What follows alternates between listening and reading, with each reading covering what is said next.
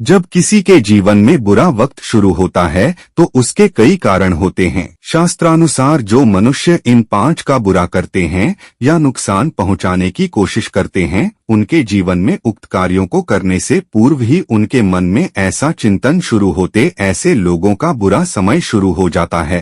वे कई तरह की समस्याओं में फंसते चले जाते हैं। जाने कौन से कारण आपकी बर्बादी का कारण बन सकते हैं। नंबर 1, देवताओं का बुरा सोचना आपके लिए नुकसानदेह साबित हो सकता है। रावण इस बात का सबसे बड़ा उदाहरण है।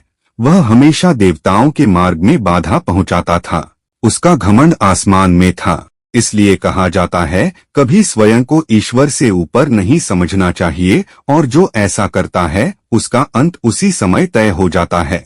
नंबर 2, असुरों ने वेदों का बहुत अपमान किया था। कई असुरों ने स्वयं ब्रह्मा जी से वेद छीनने की कोशिश की थी, लेकिन जिन जिन असुरों ने ऐसा किया था, स्वयं ईश्वर ने उन्हें दंड दिया था। इसीलिए कहा जाता कि जो लोग अपने धर्म ग्रंथ, वेद, पुराणों का सम्मान नहीं करते, उन्हें अवश्य दंड की प्राप्ति होती है।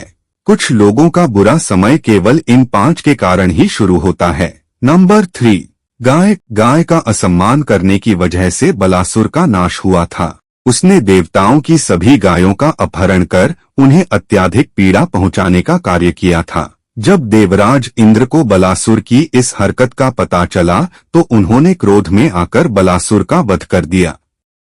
इसलिए कहा जाता है कि जो लोग गाय का अपमान करते हैं उन्हें अवश्य ही दुखों को भोगना पड़ता है।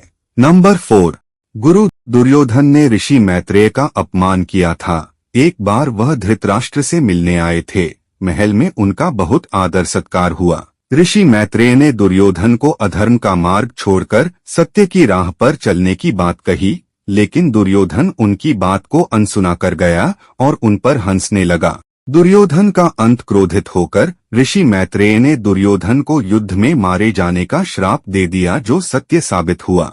इसलिए कहा जाता है कि हमें कभी अपने गुरुओं का अपमान नहीं करना चाहिए। नंबर 5, धर्म का अपमान। यूं तो अश्वत्थामा गुरु द्रोणाचार्य का पुत्र था, लेकिन उसके मन में हमेशा अधर्म की भावना ही रहती थी।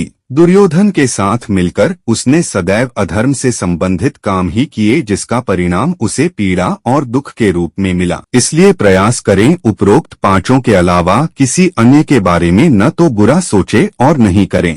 अगर आपको यह शुभ विचार और कहानी पसंद है तो कृपया शेयर, लाइक या कमेंट और चैनल को सब्सक्राइब जरूर करें।